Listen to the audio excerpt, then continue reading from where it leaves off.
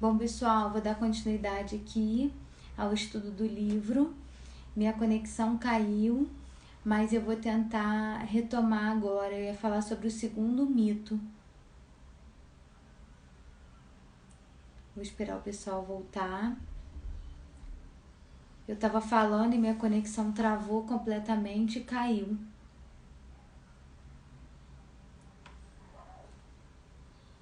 Então eu vou continuar, depois eu vou tentar salvar esse vídeo e quem não viu assiste, né, do começo. Então o segundo mito, né, sobre vulnerabilidade fala: vulnerabilidade não é comigo. E aí ele diz assim: quando fingimos que somos vulneráveis, que somos invulneráveis, tomamos atitudes que são incompatíveis com a gente. E por isso, muitas vezes, nos sentimos uma fraude. O que acontece? Muitas vezes, quando a gente quer mostrar que a gente é forte o tempo todo, que a gente não sente nada, quando eu mostro que eu não sinto nada, que eu sou forte o tempo todo, eu me protejo porque eu tô ali, né, numa armadura que eu criei, mas ao mesmo tempo, no fundo, eu me sinto uma fraude. Por que eu me sinto uma fraude? Porque eu sei realmente o que eu tô sentindo lá no fundo. E eu acabo me sentindo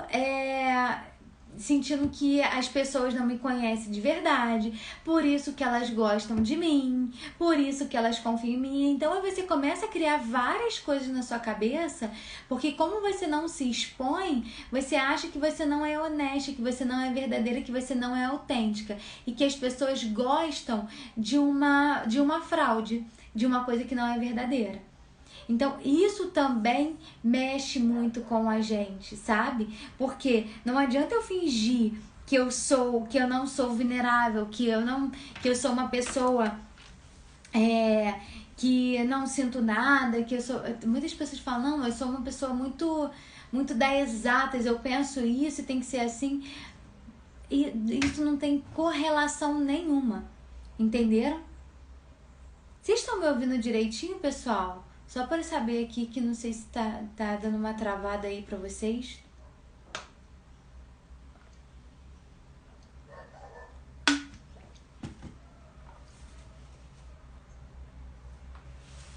Depois, se vocês puderem colocar, não sei se tá dando um delay muito grande, como que tá. Ah, obrigada, Dani. Então, a gente precisa entender... Ó, tá travando de novo. Vou esperar um pouquinho pra ver se volta.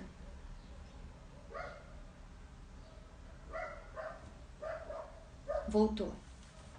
Então, aí ele fala sobre isso. Então, não adianta fingir que você é invulnerável. Tá? Minha conexão ruim. Só um minutinho, gente.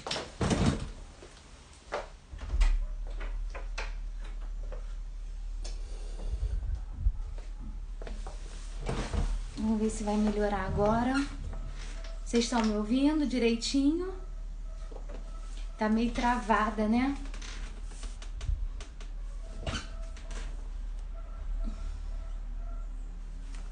Vou continuar, tá? Vocês estão me ouvindo? Se não tiverem, vocês colocam aqui. Senão eu vou continuando. Então, ele fala assim, pra você saber direitinho, né? Se você... como você lida com a sua vulnerabilidade, fazer algumas perguntas. Então ele coloca assim: o que eu faço quando eu me sinto emocionalmente exposto? Responda isso aí. Como me comporto quando me sinto desconfortável e inseguro? E estou disposta a correr riscos emocionais? Então responda. Se você tá sempre se esquivando disso, provavelmente você é uma pessoa que tá sempre fugindo da sensação de vulnerabilidade. Terceiro mito: vulnerabilidade é expor totalmente a minha vida. E aí eu vou ler uma parte aqui do livro que eu achei interessante.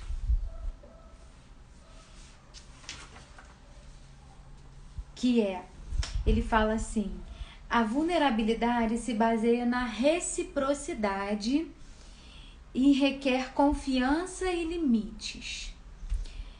Não é superexposição, não é catarse, não é se desnudar indisciplinadamente. Vulnerabilidade tem a ver com compartilhar nossos sentimentos e nossas experiências com pessoas que conquistaram o direito de conhecê-los. Estar vulnerável e aberto passa pela lei da reciprocidade e é uma parte integrante do processo de construção de confiança. Então ele diz aqui primeiro, né? Vulnerabilidade é reciprocidade e requer confiança e limite. Então, uma pessoa que se expõe numa rede social, que fala tudo o tempo todo, que coloca lá, fala dos seus sentimentos abertamente para qualquer um, não quer dizer que ela está sendo vulnerável. Quer dizer, às vezes, que muitas vezes tem mais a ver com necessidade de atenção, isso tem muito mais a ver com necessidade de chamar a atenção, né? Não só de chamar a atenção, mas de carência, né? Uma pessoa geralmente muito carente, que tem essa necessidade de se expor. Isso não tem a ver com mostrar a vulnerabilidade. Mostrar a vulnerabilidade é você saber com quem você está falando. Você saber que a pessoa com quem eu estou falando, ela vai ser recíproca comigo. Ela também pode falar sobre a vulnerabilidade dela. Ela vai me respeitar. Ela vai saber me ouvir.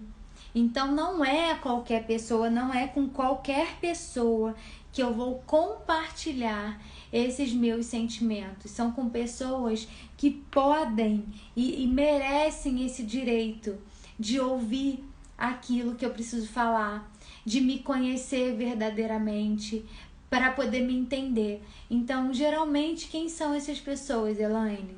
Pessoas muito próximas. Às vezes, o seu marido. Às vezes, você está cheia de vulnerabilidade que atrapalha o seu casamento e você não fala para o seu marido. E aí você fica ali se escondendo, ele não te compreende, ele te julga e a relação fica insuportável. Enquanto seria só importante você sentar e falar, olha, por exemplo, meu marido fica mexendo muito no celular.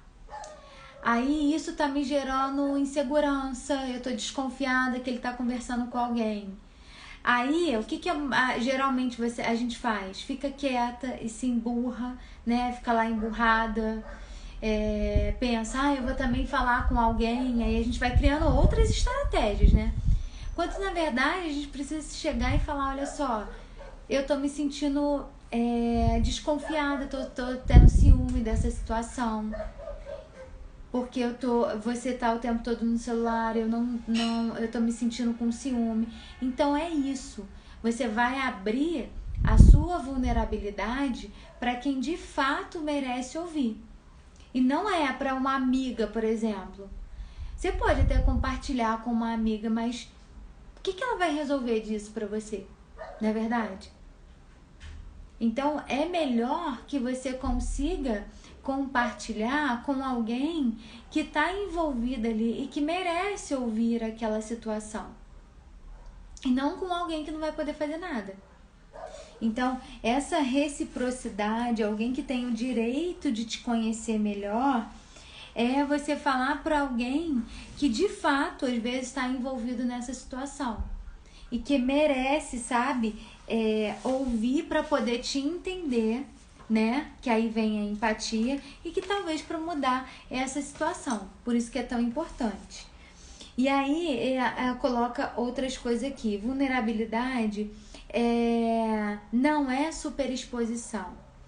Isso é carência e necessidade de atenção. Então, superexposição nas redes sociais ou uma pessoa que chega conhecer alguém pela primeira vez, já vai falando de todos os seus problemas. E isso não quer dizer que a pessoa está sendo vulnerável. Ela está se expondo de forma desnecessária e está se colocando em um risco extremo. A vulnerabilidade ela é mútua e respeitosa. Então, o outro mostra e eu mostro, né, a minha vulnerabilidade, sempre de forma respeitosa.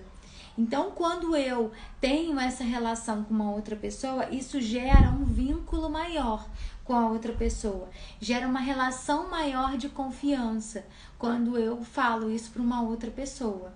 Então, eu não tenho necessidade de chegar para um estranho e dizer as minhas vulnerabilidades, porque isso ainda não é mútuo. Não significa que com o tempo eu não possa fazer isso. Eu posso, só que naquele primeiro momento ainda não é recíproco. Lembra disso, precisa ter reciprocidade.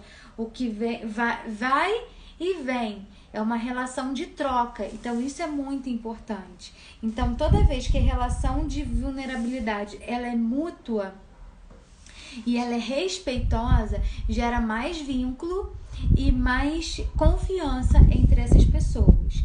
A vulnerabilidade sem limites gera falta de empatia, desconfiança e vitimismo. Então, quando eu jogo a minha vulnerabilidade o tempo todo para todo mundo, eu gero uma falta de empatia, que as pessoas vão perder a paciência comigo, porque eu tô falando de algo muito íntimo às vezes para a pessoa. Gera desconfiança, nossa, quem é essa pessoa, por que ela fala assim? E um vitimismo, que eu sempre tô colocando, né, num lugar de, às vezes, de coitada, né? E a gente sabe que eu não sou o tempo todo vulnerável, né? A gente oscila, eu tenho as minhas vulnerabilidades em alguns momentos, né? Então, é por isso que a gente tem que tomar cuidado também. Existe um equilíbrio para a gente mostrar a nossa vulnerabilidade. Quando a gente tem, né, a confiança, ela é construída com pequenas atitudes. Porque ele fala aqui nessa parte sobre confiança. Ele, por causa da reciprocidade, né? Por causa de uma relação de respeito com o outro. Então, quando eu tenho uma relação de respeito, eu consigo enxergar a vulnerabilidade no outro também e respeitar. E eu consigo confiar que aquela pessoa vai saber me ouvir, sem me julgar. Então, depois de um tempo que eu entendo que vulnerabilidade não é eu falar qualquer coisa para qualquer um, que é eu falar para quem de fato precisa ouvir, eu começo a estabelecer relações mais verdadeiras, mais sólidas, de mais respeito e de mais confiança com as pessoas. Saber que quando, né, por isso que é importante eu saber com quem eu me exponho, né, quem expõe a minha vulnerabilidade, porque às vezes até assim, como uma falta de recursos, né, às vezes a gente com falta do que fazer, para se defender a gente ataca, vou dizer assim. Muitas vezes a gente faz isso. Então, às vezes, você tem uma relação de intimidade e confiança com o seu parceiro, com a sua parceira. Ela te confidenciou uma vulnerabilidade e quando você briga com ela, você joga essa vulnerabilidade na cara dela. Isso é péssimo. Nunca jogue uma vulnerabilidade na cara do outro, porque isso quebra a relação de confiança. Então, se a pessoa te confidenciou uma vulnerabilidade, aquilo ficou ali, você entendeu e ela não vai mais ser usada, a não ser que o outro volte naquele assunto. Senão, existe uma quebra da relação de confiança. E isso é muito ruim, tá? Vamos ter muito cuidado em relação a isso.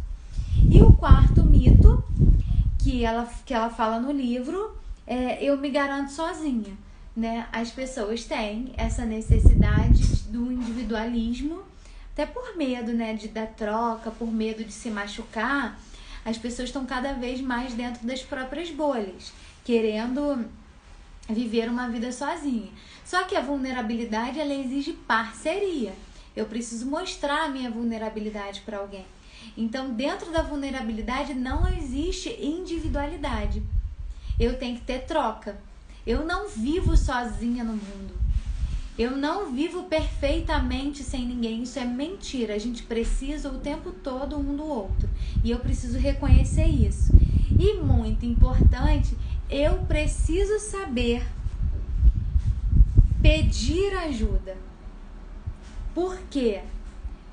Às vezes, muita gente não pede ajuda por se sentir vulnerável, mas é importantíssimo que eu reconheça as minhas necessidades e que eu aprenda a pedir ajuda quando eu tenho alguma necessidade. Pedir ajuda é muito importante.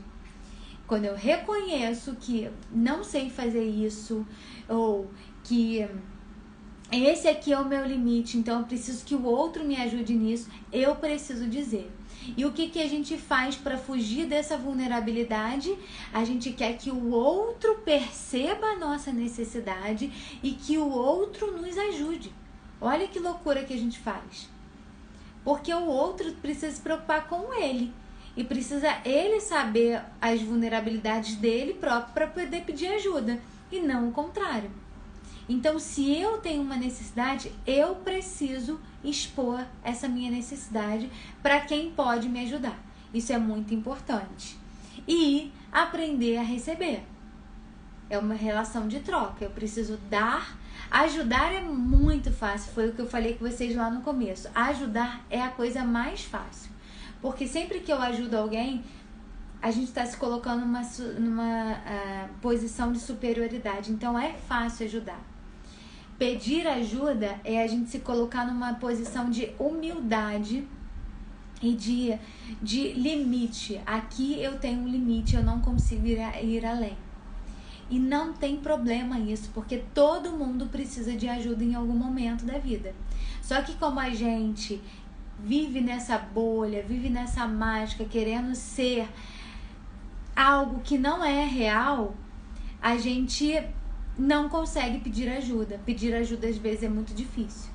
Então eu preciso tanto oferecer ajuda, quanto aprender a pedir ajuda. Ninguém tem que reconhecer as suas necessidades. Você precisa reconhecer e pedir. E não tem problema nenhum. É só o seu limite. A partir dessa ajuda, você pode melhorar, você pode aprender e se desenvolver. Então, finaliza os mitos dizendo sobre isso, sobre a importância da gente conviver com outras pessoas e aprender a pedir ajuda. Alguma dúvida, pessoal? Terminamos o capítulo 2.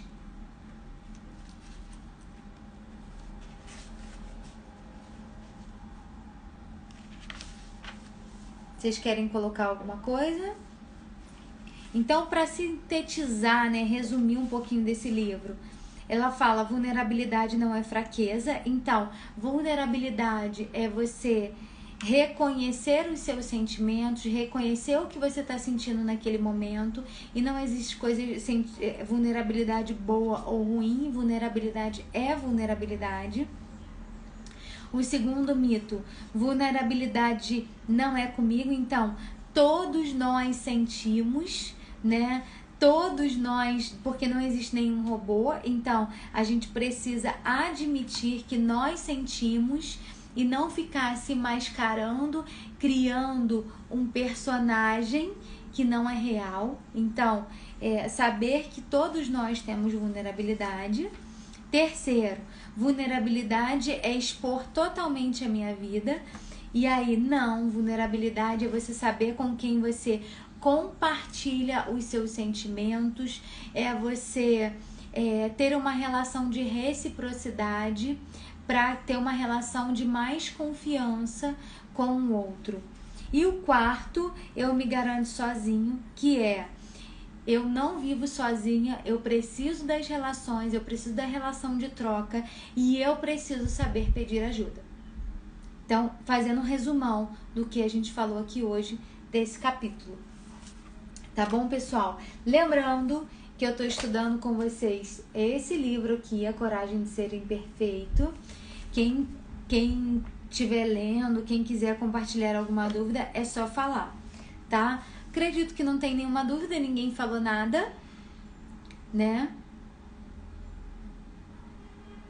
Então, gente, se vocês tiverem alguma dúvida, algum questionamento, algum posicionamento e não falou aqui, obrigada, Dani.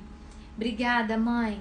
Se vocês não falarem e tiverem algum posicionamento, pode me mandar mensagem também, tá? Na semana que vem, quarta-feira, 11 horas, nós vamos fazer o 3º capítulo, tá?